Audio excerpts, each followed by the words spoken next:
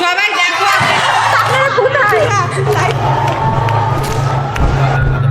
Prime Minister left the country. और बड़ी खबर इस वक्त की आपको बताते हैं बांग्लादेश का ठाकुर गांव इलाके में जहां हिंदू मंदिरों में तोड़फोड़ का मामला सामने आया है।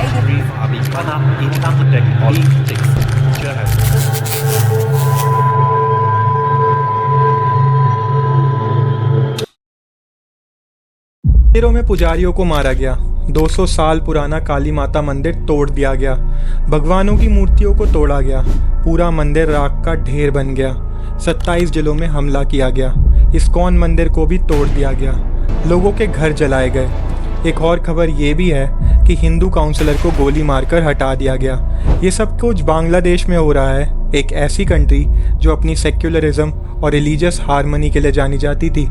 लेकिन आज हिंदू कम्युनिटीज़ पर इस तरह के अटैक्स के बाद सवाल ये है कि हालात ऐसे क्यों और कैसे बन गए। 5 अगस्त 2024 शेख हसीना जो 15 साल से बांग्लादेश की प्राइम मिनिस्टर थी, अब इंडिया में है और लंदन में असाइलम सीख कर रही हैं। शेख हसीना का टेन्योर कंट्रोवर्सी से बढ़ रहा है। एक तरफ उन्होंने इकोनॉमिक ग्रोथ और भारत के साथ स्ट्रॉन्ग टाइज बनाए, दूसरी तरफ उनके डिक्टेटरशिप की तरफ बढ़ते स्टेप्स ने उनकी इमेज को बिगाड़ दिया। बांग्लादेश में प्रेस फ्रीडम नहीं थी, ऑपोजिशन को दबाया गया और अब उनके रेजिग्नेशन के बाद देश एक सीरियस पॉलिटिकल क्राइसिस और इंस्टेबिलिटी का सामना कर रहा है। चलिए जानते हैं कि असल केस है क्या। बांग्लादेश में स्कूल्स और कॉलेजेस को बंद किया गया और सरकार ने इंटरनेट भी कट डाउन किया। सब कुछ शुरू हुआ अर्ली जुलाई में जब यूनिवर्सिटी स्टूडेंट्स ने पीसफुल प्रोटेस्ट शुरू किए सिविल सर्विस जॉब्स में कोटास ख़त्म करने के लिए। ये कोटास उन लोगों के रिलेटिव्स के लिए थे जो 1971 की इंडिपेंडेंस वॉर से जुड़े थे। स्टूडेंट्स को ये सब ज़्यादा लगने लगा।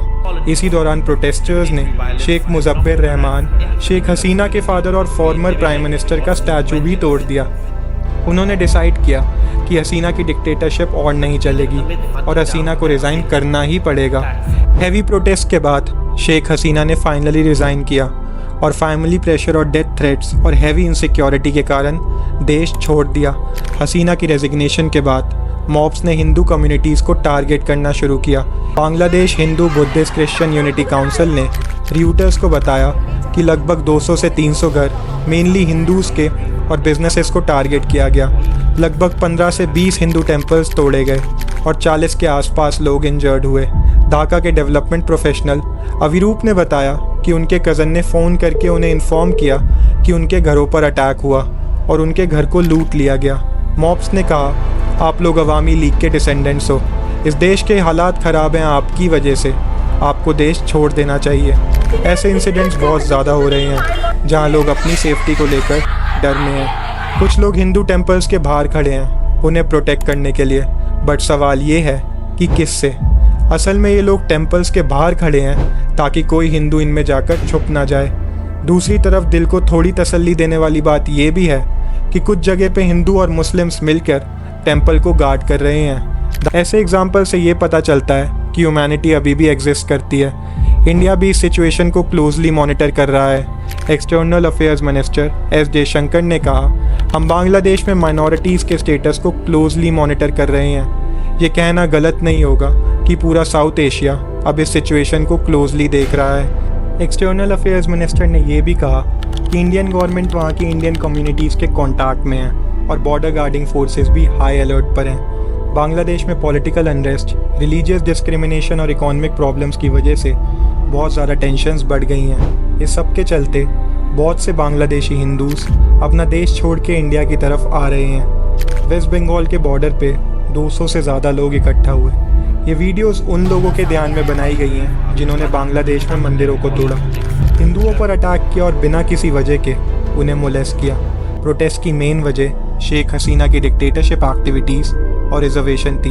अब शेख हसीना रिज़ाइन कर चुकी हैं और रिजर्वेशन भी ख़त्म हो गई है, पर इसके बाद भी प्रोटेस्ट जारी हैं और बिना किसी वजह के हिंदू कम्युनिटीज़ को टारगेट किया जा रहा है। सोशल मीडिया पर कई बड़ी पर्सनालिटीज़ ने इंडियन गवर्नमेंट से मांग की कि वो बॉर्डर्स ओपन करें बांग्लादेश से आए हिंदूज़ के लिए।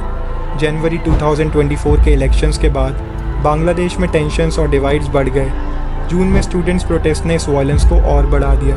जुलाई में भी वायलेंस चलती रही, जिसमें पब्लिक बिल्डिंग्स और इंफ्रास्ट्रक्चर्स को टारगेट किया गया और ट्रैफिक और रेल सर्विसेज को ब्लॉक किया गया। ये सब कुछ बांग्लादेश की deteriorating law and order situation का एक हिस्सा है। वर्ल्ड को ये देखना होगा और हिंदू माइनॉरिटीज़ के लिए सेफ्टी को इंटरनेशनल लेवल पे प्रायोरिटाइज़ करना होगा। बांग्लादेश का फ्यूचर अब कैसा होगा और क्या हिंदू माइनॉरिटीज़ की सुरक्षा को लेकर कुछ सुधार होगा, ये सब तो वक्त ही बताएगा। आपका इसके बारे में क्या ख्याल है नीचे कमेंट्स में ज़रूर बताएं। Till then stay safe and मिलते हैं आपसे नेक्स्ट वीडियो में।